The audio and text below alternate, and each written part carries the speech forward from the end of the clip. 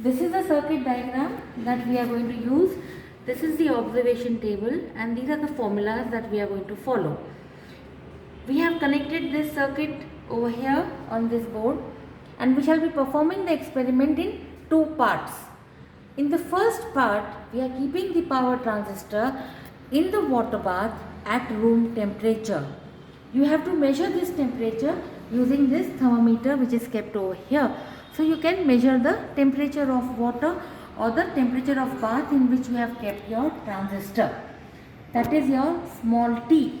When you add 273, you will get capital T. So that is the first reading that you will take of the temperature. Now you slowly increase the voltage between the emitter and base using this pot. You can increase the voltage. You can see over here the voltage is changing.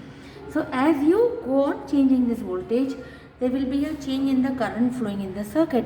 So corresponding to different values of applied voltage, you have to measure the current flowing in the circuit. So 10 readings have to be taken and you have to record these readings in your observation table. IC is in microampere over here.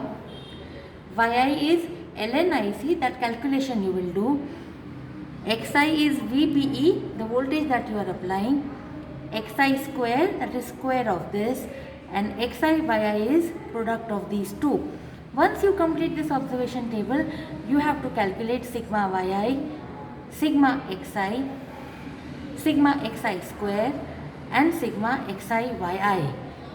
So using all these values, substitute them in this formula and calculate M.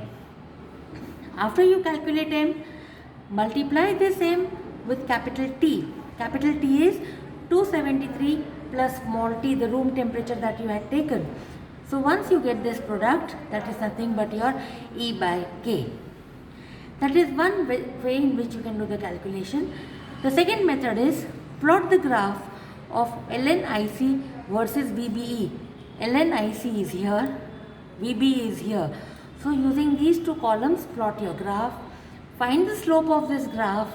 That slope will give you M. Once you get M, you have capital T. Find E by K. You know the value of E, you know the value of K, and therefore you also know the answer, and you can verify with your observation that you have taken and the answer that you have obtained. Now, second part I shall explain to you.